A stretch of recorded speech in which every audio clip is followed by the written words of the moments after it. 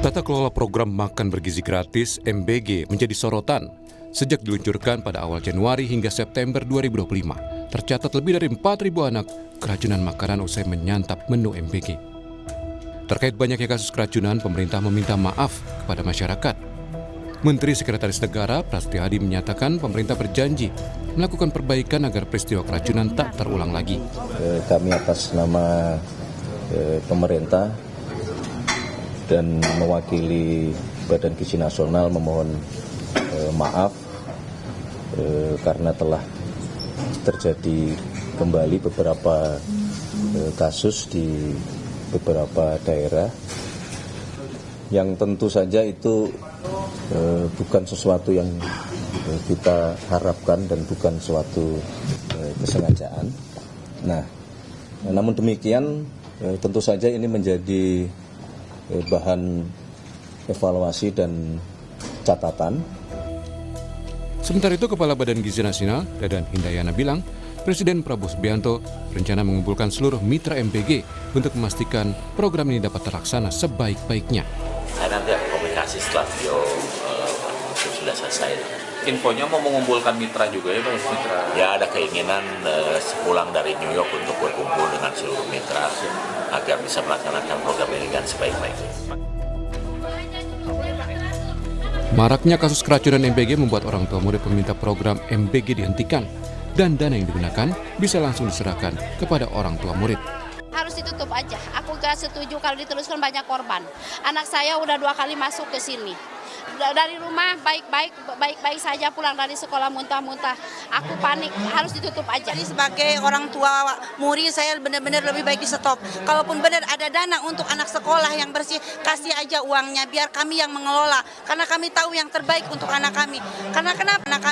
Karena kenapa dari rumah anak sehat walafiat tiba-tiba ada konsul dari dokter saya harus ke sini. Sedangkan saya tidak terima anak saya benar-benar kayak gitu. Menteri Koordinator Bidang Pemberdayaan Masyarakat Muhaimin Iskandar menegaskan pemerintah tak berencana untuk menghentikan program MBG di tengah maraknya kasus keracunan siswa. Semua jenis kejadian harus dijadikan bahan evaluasi. Yang kena keracunan, yang sistemnya lamban, yang berbagai hal harus dijadikan pembenahan. Tentu saya minta kepada BGN untuk benar-benar menuntaskan problem-problem yang nyata-nyata ada. Tidak ada rencana penyetopan. Merespon banyaknya kasus keracunan usai menyantap MBG, Ketua DPR Puan Maharani meminta pemerintah mengevaluasi total pelaksanaan program MBG. Pengawasan tempat-tempat yang mana ada masalah di tempat dapur-dapur MBG untuk melihat secara langsung itu sebenarnya masalahnya itu seperti apa, apakah di dapurnya, apakah di sekolahnya, untuk bisa melihat dari hulunya itu sebenarnya masalahnya seperti apa. Jadi memang evaluasinya itu harus dilakukan secara total. Sebelumnya, data Badan Gizi Nasional ada 4.711 korban dari 45 kasus atau kejadian luar biasa atas keracunan makan bergizi gratis hingga 22 September 2025. Pengin menambahkan kasus keracunan MBG dengan korban terbanyak terjadi di Cipongkor, Bandung Barat, Jawa Barat dengan korban 842 murid. Terkait kasus keracunan MBG, Kantor Staf Presidenan bilang ada 4 penyebabnya, yaitu higienitas makanan, suhu makanan, dan ketidaksesuaian pengolahan pangan, kontaminasi silang dari petugas, dan ada indikasi karena alergi pada penerima MBG. Tidak ada yang meragukan niat mulia pemerintah menjalankan program MBG untuk mengatasi masalah gizi anak Indonesia. Namun jangan sampai niat mulia pelaksanaan MBG jauh panggang dari api dan malah berujung traumatis bagi murid. Tim Liputan Kompas TV.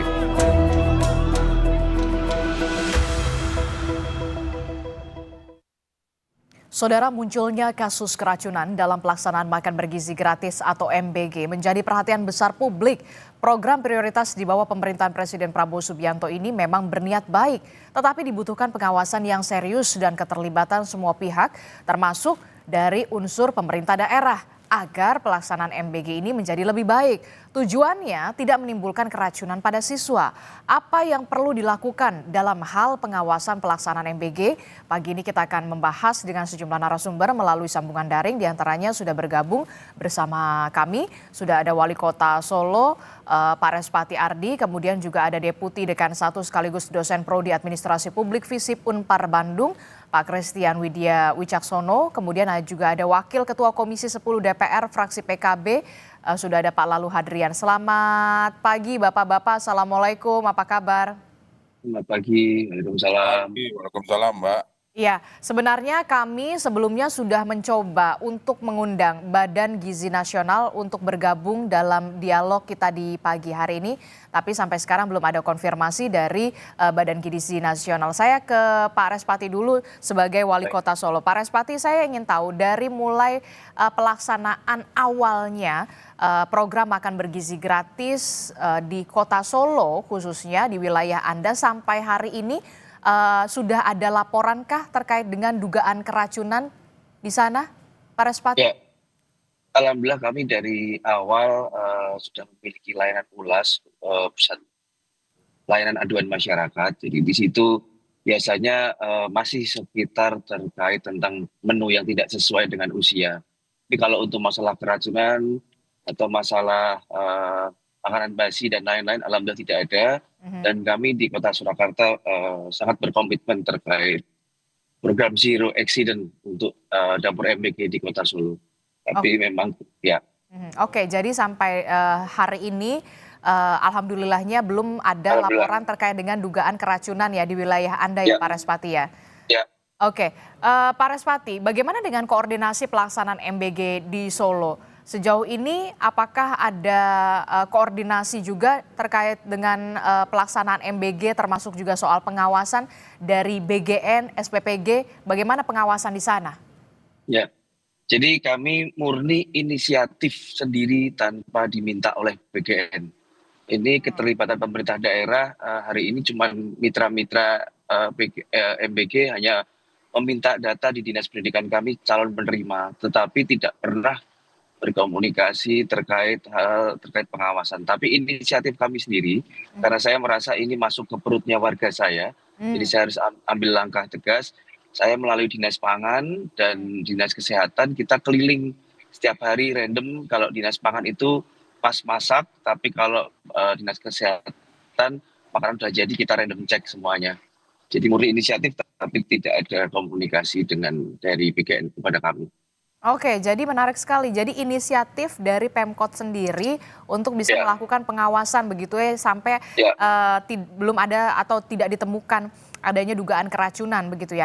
Nah, bentuk pengawasan inisiatif seperti apa yang selama ini dilakukan oleh Pemkot begitu ya? Dan berapa ada SPPG di sana? Di Surakarta hari ini targetnya 40 dapur, tapi hari ini kita masih ada sekitar 14 dapur yang telah beroperasi dan kita setiap hari random cek terus, Mbak. Oke, standar di sana SPPG-nya sama atau enggak setiap beda-beda. SPPG? Ya, jadi setiap hari kami melakukan random ini, si SPPI-nya, petugasnya kami minta tanda tangan berita acara. Setelah kami cek rantai pasoknya, bahan makannya, seperti itu. Jadi kami murni inisiatif sendiri. Dan hasilnya setelah kami lakukan pengecekan, pasti juga mitranya, para dapur ini juga lebih pengawasan lebih ekstra. Karena kalau di Surakarta pusat aduannya sudah sangat terbuka. Jadi ketika muncul langsung aduan dapur mana, kita langsung datangi dan pasti juga komitmen dari rekan-rekan semuanya dari dapur juga akan melakukan pembenahan. Dan khususnya di Kota Surakarta juga ada penyesuaian menu. Jangan sampai menu untuk anak-anak SD disamakan dengan anak-anak SMA. Seperti itu. Oke, menarik kalau untuk di Kota Surakarta ini Pemkotnya inisiatif begitu ya untuk bisa melakukan pengawasan bersama dengan Dinas Pangan, Dinas Kesehatan dan juga SPPG setempat begitu ya, menjamin supaya pengawasan ini benar-benar terlaksana dengan baik begitu ya sampai ke anak-anak ini MBG dalam keadaan baik pula untuk siap atau sehat untuk disantap begitu ya. Saya ingin ke Pak Christian dulu. Pak Christian, ini menarik sekali. Salah satu yang dilakukan oleh Pemkot Solo ini atas inisiatif. Jadi tidak ada sebenarnya koordinasi, belum ada koordinasi yang sesuai dengan aturan begitu ya. Aturannya belum jelas antara BGN dan juga pemerintah daerah soal pelibatan pemerintah daerah dalam menyukseskan program makan bergizi gratis ini. Menurut Anda seperti apa komentarnya? Gini ya, kalau tidak ada koordinasi justru kan tidak semestinya ya, karena kan pemerintah daerah ini berhadapan langsung dengan masyarakatnya di lapangan gitu kan ya, sehingga tanggung jawabnya besar. Akuntabilitas dari pemerintah daerah pada masyarakat menjadi pertaruhan dalam hal ini. Betul. Oleh karenanya menurut saya, kalau dalam konteks administrasi publik kita belajar tentang intergovernmental relations ya. Jadi bagaimana menjalin hubungan yang harmonis antara pemerintah, ya organisasi pemerintah, apakah antara organisasi pemerintah pusat dengan daerah atau antar daerah. Nah ini yang menurut saya perlu diperhatikan kembali, perlu ditata kembali, bagaimana menata hubungan pemerintah pusat dan daerah dalam koordinasi implementasi kebijakan, yang kebijakan ini dirasakan langsung oleh masyarakat di level mikro ya di daerah. Jadi kalau ini harus dilakukan dengan baik gitu. Jadi kalau setiap kali kita punya kebijakan, punya tujuan, dalam proses administrasi itu harus ditata dengan rapi proses implementasinya. Termasuk di dalamnya adalah proses koordinasinya. Dan itu berhubungan dengan kerjasama antar pemerintah daerah dengan berbagai macam lembaga ya, pemangku kepentingan. Kalau ini berantakan, maka proses implementasi tidak akan pernah mencapai tujuannya. Tapi kemudian yang jadi pertanyaan saya selanjutnya, seberapa penting kemudian untuk melibatkan pemerintah daerah dalam menyukseskan makan bergizi gratis ini? Karena kan kita tahu ya, yang tahu wilayah ya Pemkot sendiri, ya Pemda sendiri, bagaimana pengawasannya harus seperti apa. Beruntung Pemkot dari Surakarta atau Solo ini punya inisiatif yang tinggi untuk bisa selalu melakukan pengawasan di SPPG, jangan sampai ada kasus dugaan keracunan massal. Ya kan begini ya Bu ya, kapasitas Pemda itu kan berbeda-beda ya. Tidak semua punya inisiatif yang dilakukan oleh seperti Pemda Surakarta ya, Kota Surakarta. Berbeda-beda. Dan ini kan juga tergantung dari load pekerjaan yang dimiliki oleh masing-masing Pemda. Meskipun tugas dan tanggung jawab secara aturan kebijakan sama. Tapi saya sangat mengapresiasi, artinya kalau dari Pemda Surakarta kan berinisiatif ini yang kemudian semestinya membuka mata pemerintah pusat ya. Membuka mata pemerintah pusat bahwa betapa pentingnya melibatkan Pemda di tingkat lokal, karena mereka yang sebenarnya secara kewilayahan infrastruktur mereka dari sisi jaringan aparat hingga ke tingkat lokal itu sudah kuat. Kenapa tidak memanfaatkan jaringan yang sudah ada ini daripada menciptakan lembaga baru yang prosesnya masih harus trial and error, sehingga yang dipertaruhkan adalah kebijakannya itu sendiri, proses pelaksanaan kebijakan. Jadi kalau kata saya sih justru bagus kerjasama dengan Pemda. Ini harus dilakukan gitu, langkah strategis yang semestinya semenjak awal menjadi prioritas utama. Jadi penting sekali untuk melibatkan pemerintah daerah, pemerintah kota begitu ya, untuk bisa menyukseskan program makan bergizi gratis ini. Saya ke Pak Lalu. Pak Lalu, Anda sepakat yang dikatakan oleh Pak Christian terkait dengan penting sekali untuk melibatkan pemerintah daerah untuk menyukseskan program makan bergizi gratis ini untuk anak-anak? Baik, jadi saya sepakat dengan Pak Christian, begitu juga dengan inisiatif yang dilakukan oleh Pak Wali Kota Solo ya. Jadi memang program ini adalah program pemerintah pusat yang memang tidak harus BGN sendiri yang melaksanakan. Walaupun anggarannya di BGN ya silahkan, itu merupakan wewenang BGN. Tetapi dalam pelaksanaan di lapangan ya tentu kita membutuhkan kolaborasi. Apalagi ini objeknya adalah atau targetnya adalah siswi kita yang ada di sekolah-sekolah, baik di satuan pendidikan SD, SMP, SMA maupun SMK.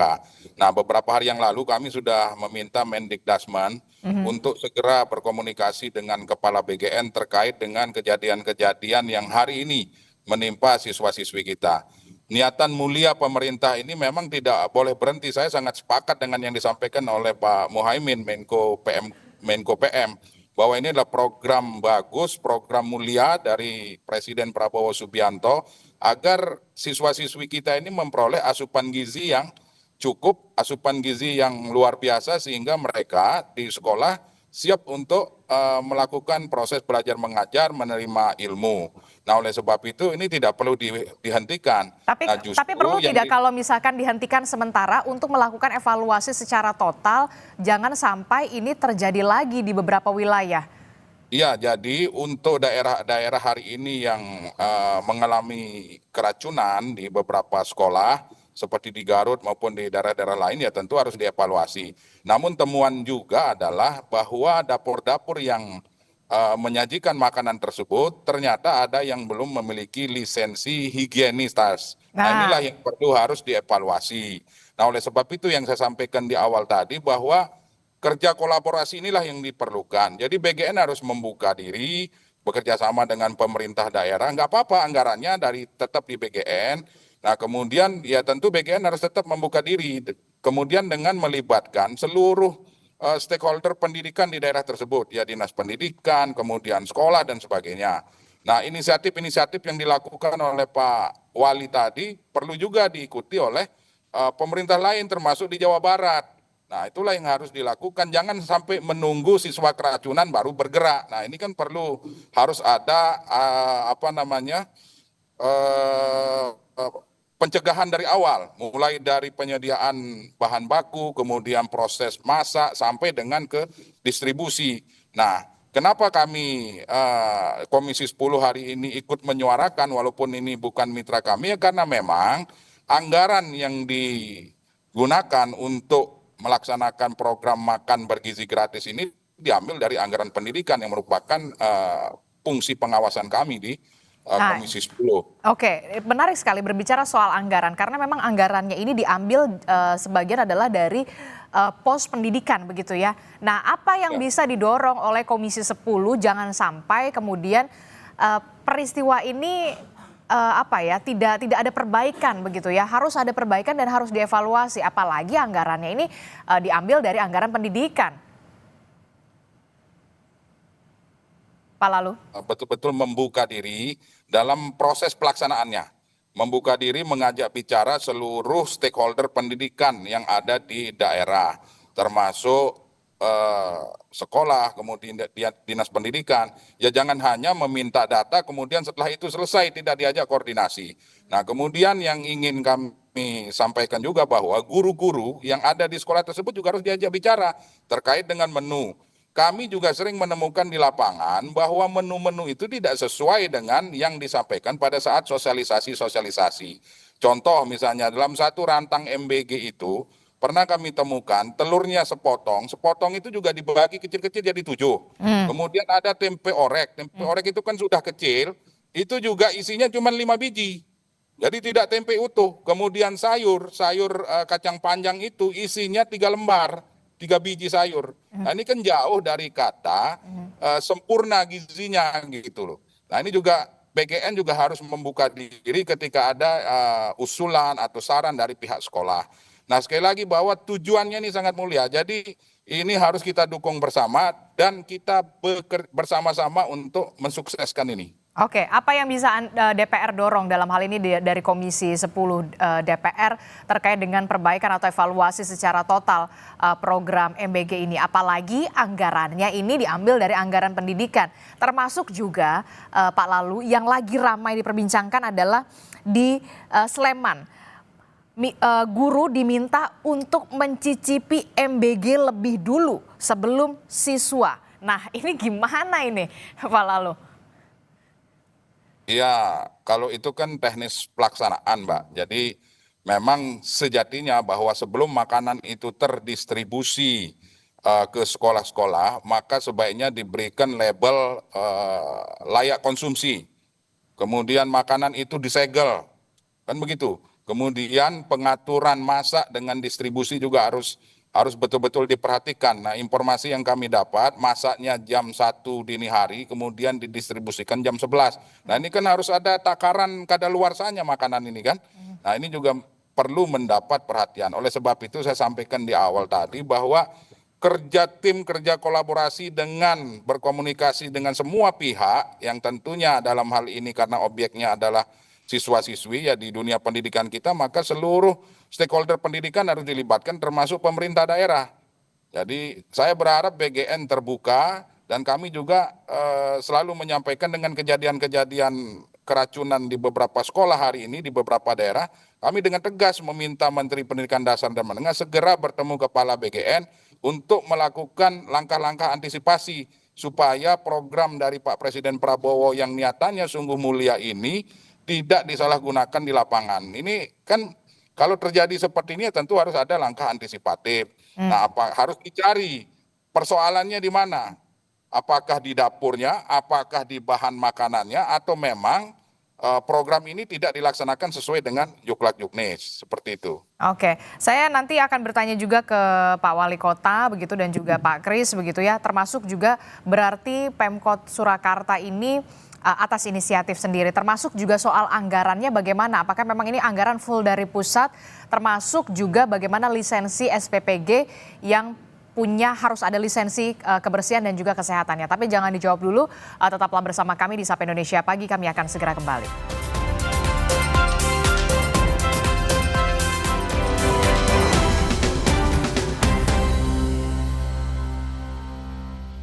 KG Media Lestari, komitmen Kompas Gramedia Group untuk berkontribusi mempercepat pencapaian tujuan pembangunan berkelanjutan di Indonesia. Sebagai bagian dari rangkaian inisiatif Lestari, KG Media menggelar Lestari Summit dan Lestari Awards dengan tema Thriving Together and Cultivating Resilience for Sustainable Future. Nantikan Kamis 2 Oktober 2025. Jangan lupa daftarkan usaha Anda di lestarisummit.id.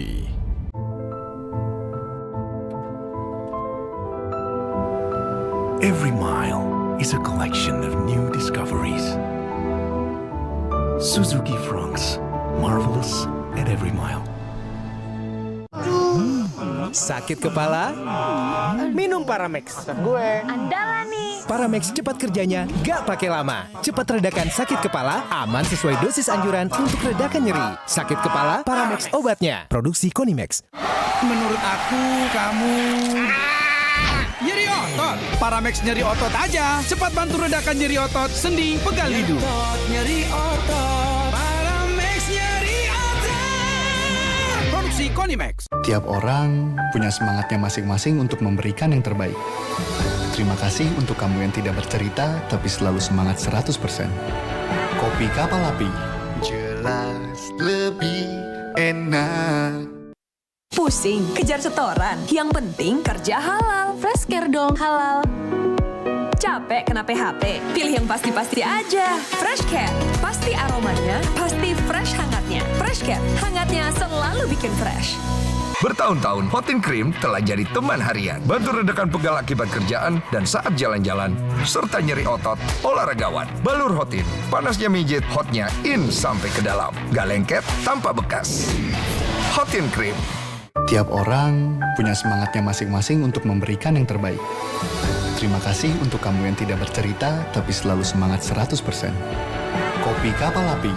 Jelas lebih enak. Ini nih yang gue cari, aku Viva. Ngelewatin teknologi yang ngejaga kemurniannya. Jernih banget, bikin sejuk di tiap teguk. Ini air mineralnya baik untuk tubuh. Aku Viva, murni, alami dari Wings Food.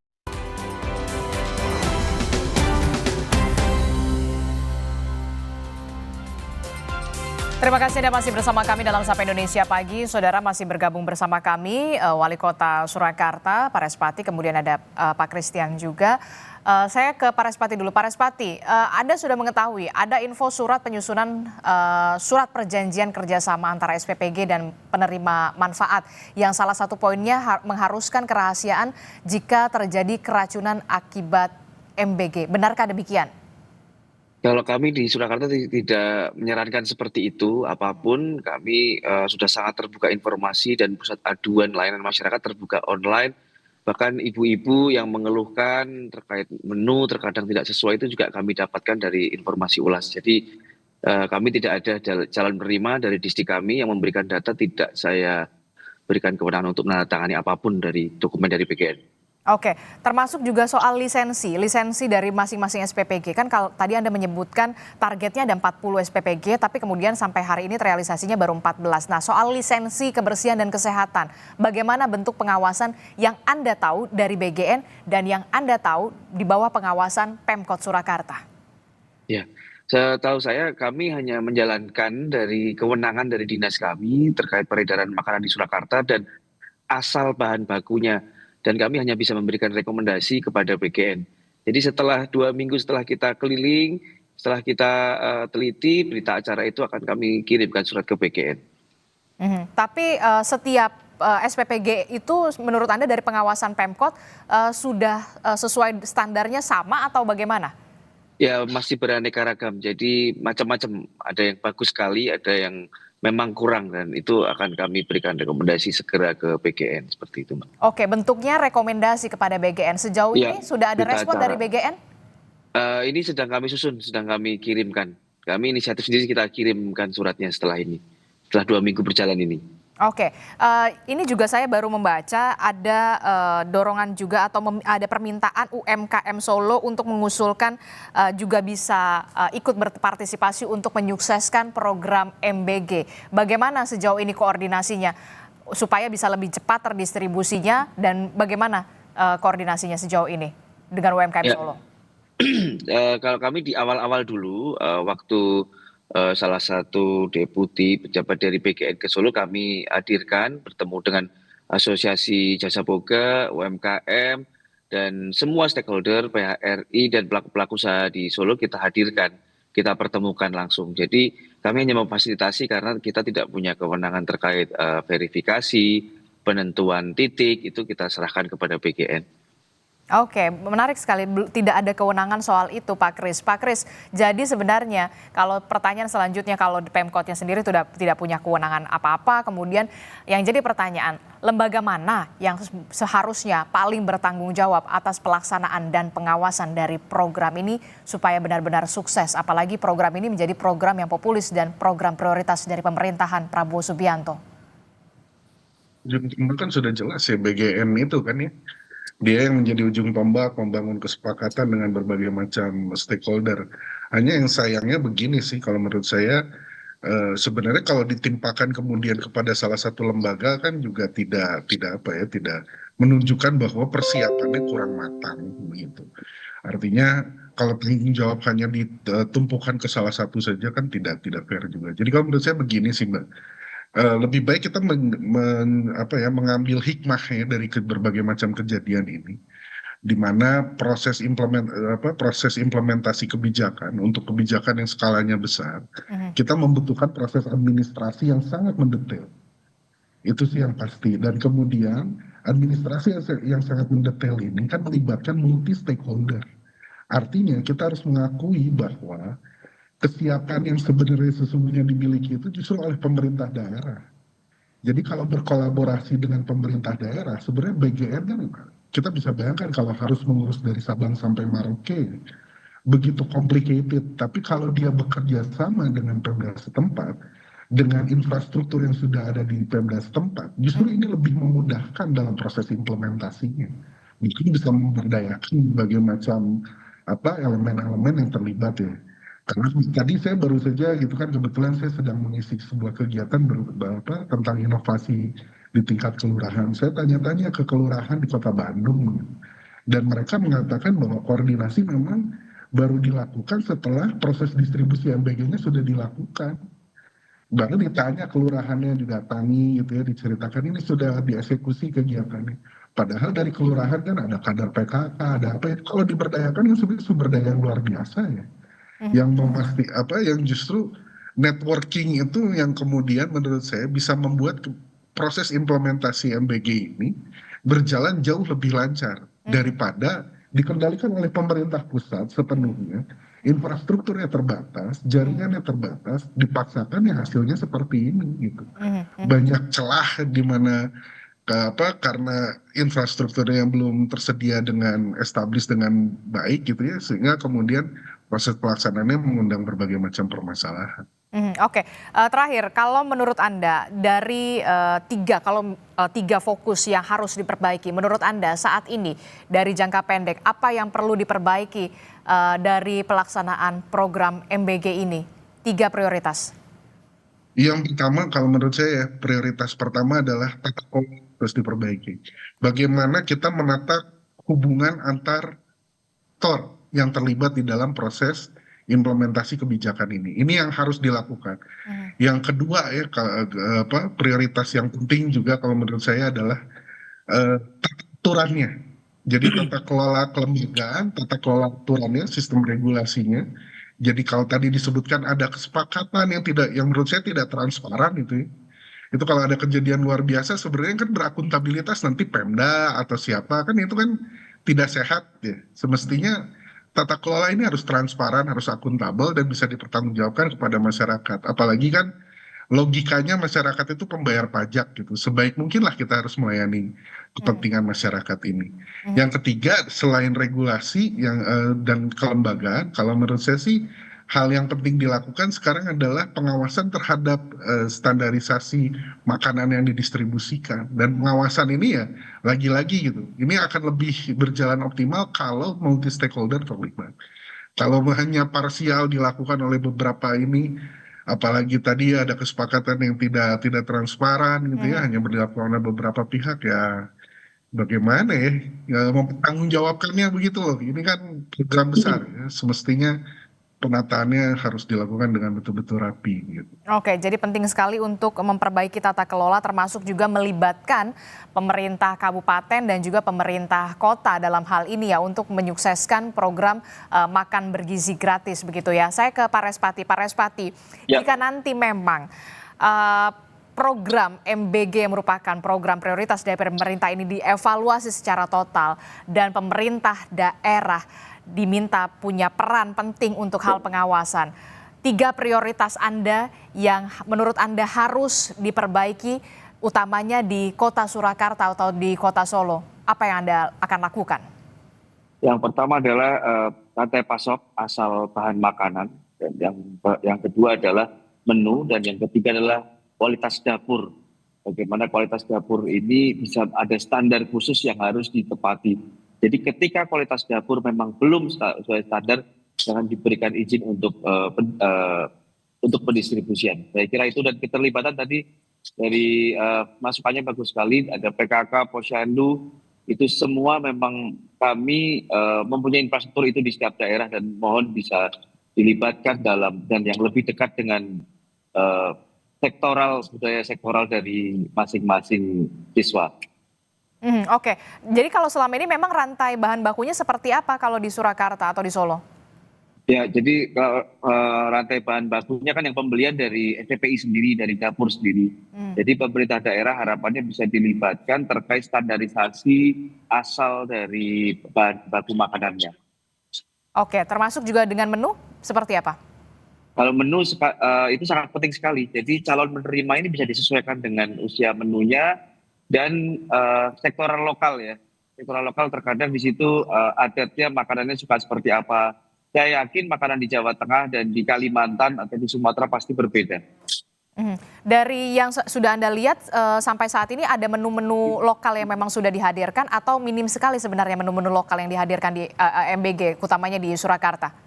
Ada beberapa dapur yang sudah inisiatif dengan menu lokal, seperti kalau di Surakarta itu ada nasi kuning, kesukaan anak-anak, ada tambahan sayur, ya itu sesuai dengan kearifan lokal, ada beberapa, dan ini perlu ditingkatkan lagi. Oke, termasuk juga dapur SPPG, perbaikan seperti apa yang ingin Anda lakukan ketika memang nanti pemerintah daerah dilibatkan? Ini penting sekali dapur SPPG. Ya, mohon koordinasikan dengan calon penerima dan orang tua sendiri bisa dilibatkan sebagai pengawasan di dapurnya. Jadi orang tua mempunyai kepercayaan atau trust, oh ini dapurnya yang akan memasak untuk makanan anak saya. Oke, terakhir saya mau ke Pak Kris. Pak Kris, apa yang ingin Anda sampaikan soal evaluasi secara menyeluruh? Perlukah ini dihentikan sementara dan seberapa penting kemudian bisa melibatkan pemerintah daerah dalam menyukseskan program MBG? Singkat saja. Dihentikan secara sementara bisa pada wilayah-wilayah yang bermasalah ya. Dicari titik permasalahannya lalu kemudian dicarikan solusinya. kalau untuk penghentian sementara. Lalu kalau bagaimana evaluasi secara keseluruhan apa yang harus dilakukan agar ini proses implementasinya bisa berhasil, tadi pelibatan Pemda ini menjadi sangat penting karena tadi saya sudah sampaikan infrastruktur Pemda itu sudah sampai ke tingkat yang sangat mikro, sampai ke tingkat RT RW begitu kan ya. Artinya kalau ini disinergikan, dikerjasamakan bersama sekolah, dapur dan lain sebagainya ya, stakeholder yang terlibat dalam MBG, saya rasa proses implementasi bisa berjalan dengan lebih baik. Termasuk juga soal pengawasan anggaran kan? Betul, kalau semakin banyak orang terlibat, semakin banyak orang melihat, semakin banyak orang yang tahu, kan semakin ragu untuk melakukan penyelewengan. Karena kita tahu kita tidak bekerja di ruang hampa, ada orang yang melihat kita dalam melaksanakan pekerjaan tersebut. Tapi kalau semakin diam-diam, semakin tidak terlihat ya semakin kacau ya. Semakin banyak yang disembunyikan, justru semakin banyak yang terlibat bagus. Orang bisa melihat, libatkan saja pengawasannya kalau perlu dari organisasi masyarakat sipil juga melihat hal-hal seperti ini ya. Karena kan dampaknya kepada siswa ya yang ada di sekolah. Anak-anak ini kan masa depan bangsa kita ya. Kalau mereka dapat asupan gizi, inginnya mereka menjadi lebih baik, tapi dalam pelaksanaannya carut marut kan kasihan. Oke, kita akan nantikan bagaimana evaluasi secara total yang dilakukan oleh pemerintah pusat untuk bisa menyukseskan program makan bergizi gratis yang kita tahu jadi salah satu program prioritas dari pemerintahan Prabowo Subianto. Dan jangan sampai kemudian anak-anak ini terus berjatuhan karena dugaan keracunan usai menyantap MBG. Terima kasih Deputi Dekan 1 sekaligus dosen Prodi Administrasi Publik FISIP Unpar Bandung, Pak Christian Widya Wicaksono. Sebelumnya sudah bergabung bersama kami Wali Kota Solo Pak Respati Ardi dan juga dari DPR Ketua Komisi 10 DPR fraksi PKB Pak Lalu Hadrian. Terima kasih Bapak-bapak, sehat selalu. Assalamualaikum, selamat pagi. Saudara